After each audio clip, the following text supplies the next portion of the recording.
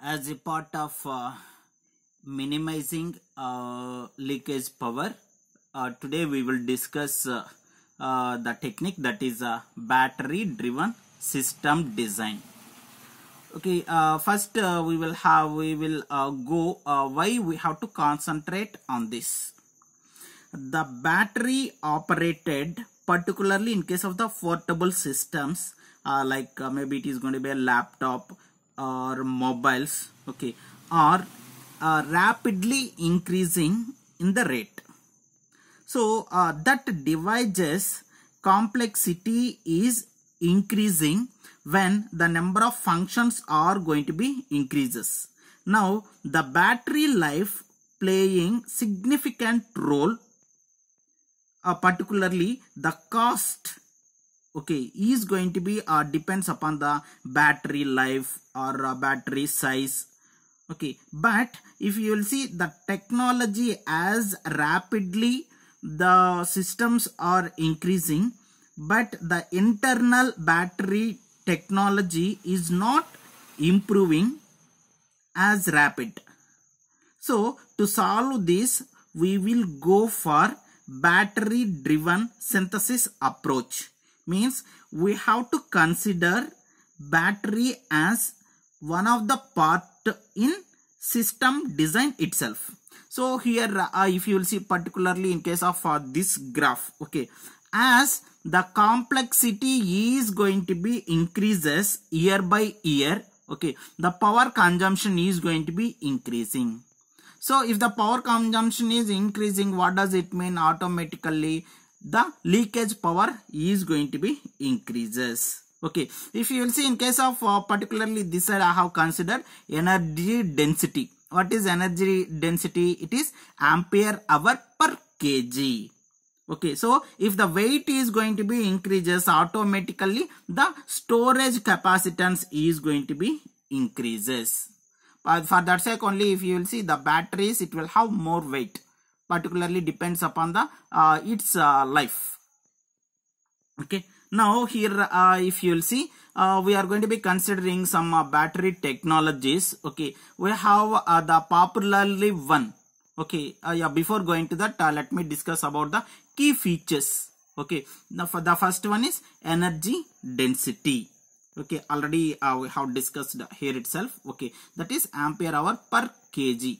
Okay, so here how much weight it is going to be increases, that much life, okay, that much charge capacitance is, the storage capacitance is going to be very much high. Whereas coming to the cycle life, okay, so if you will see in case of cycle life, okay, the batteries in particularly in the portable systems, okay, how many times it is going to be chargeable, means the number of times charge in cycle life. We used to call it as the cycle life. That is how many number of times we can charge it. Okay, particularly if you will see in case of the nickel cadmium, okay, nearly about 4,000 times we can recharge it. Okay, next coming to the environmental impact. Particularly if you will see in case of this battery technologies, which we are going to be material we are going to be making use is going to be highly toxic. So we should consider, okay, the environmental impact. Next one is safety, because here if you will see, particularly when we are going to be decreasing the size of the battery, the terminals, particularly positive and negative terminals, it will come as close as possible. But when it is going to be in the operated mode, maybe it is going to be shorted. Okay, so at that time the safety is coming to the picture. Next, available supply voltage.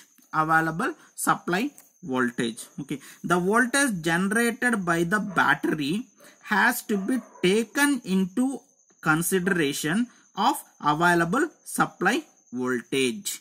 Next one is charging and discharging. So if you will see, always charging and discharging rate, okay, particularly the charging rate is small when compared with the discharging rate. So that is the key features what we are going to be considering over here. Coming to the battery technologies, what we have is nickel cadmium.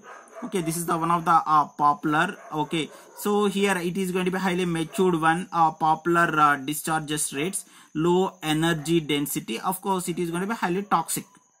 Okay, so that is the drawback what here we have. Next one is nickel metal hydrogen. So if we are going to be considering this, okay, it is going to be a larger density, shorter life cycle. The life cycle is going to be very shorter here. Okay, and one more drawback is inefficient at high discharges rate. Okay, of course it is going to be a costly one. That is the one. Okay, next coming to the lithium ion. Okay, of course when we are going to be making use of the material that is nothing but lithium, it is going to be very fast one. Okay, so fast growing, higher energy density. Here the next one is larger life cycle, but the problem is with respect to the safety. It is going to be less unsafe. So we should be very properly use this one. Then the popular one is lithium. Okay, what nowadays we are going to be making use. Okay, so the lithium one. Okay, the emerging technology, ultra thin. Okay, larger energy density and safety. So that is with respect to the battery technologies. Now we will see the principle of operation, particularly battery charging or battery discharging. Okay, so here if you will see, we have an anode, cathode. Of course here we have the electrolyte. Okay, the oxidation of anode generates ions. The oxidation of anode generate ions, and that leads to flow current between cathode and anode.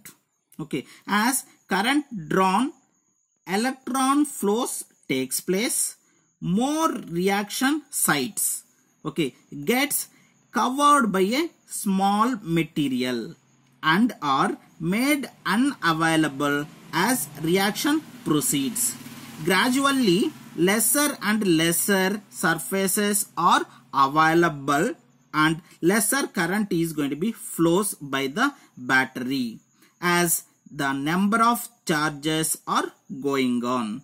Okay, so when here during the discharge, okay, the oxidation at anode results generation of the electrons. So here electrons are going to be generated. When time is goes on, okay, automatically what will happen? The number of generation of the electrons is going to be decreasing slowly. So more and more reaction sites made unavailable as reaction proceeds. If it want to recharge, particularly this availability of the electrons, okay, we are supposed to off the battery. Then once again if you will on, automatically it is going to be taking place. Okay, now we will see what are all the characteristics we are going to be expecting. The first one is that is nothing but voltage open circuit. Here we will apply the voltage, okay, but it is there is no load.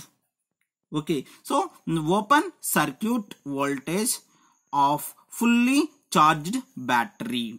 Next one is that is Vout, output, the cutoff voltage of a fully charged battery. Next one is here we have three capacities. Okay, three battery capacities we are going to be considering. One is theoretical battery capacity. Okay, if you will see, upper bound of energy that can be solved, means particularly at a design time, depending on size, material we are going to be making use, weight of the material we are going to be making use, all these we are going to be considering theoretically, and we will calculate the capacity. So that is the theoretical battery capacitance. Next, coming to the standard capacity, energy here evaluated under the standard conditions, means here we are going to be considering at which particular time, means instead of time it's not time, it is particular temperature, standard temperature,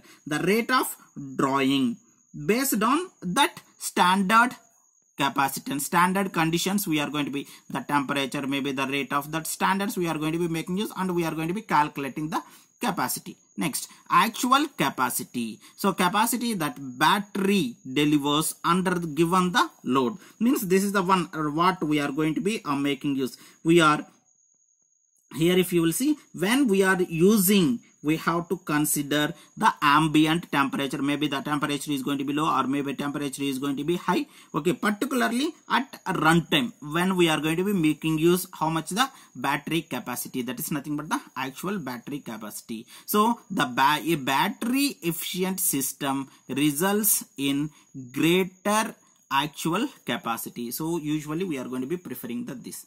Thank you.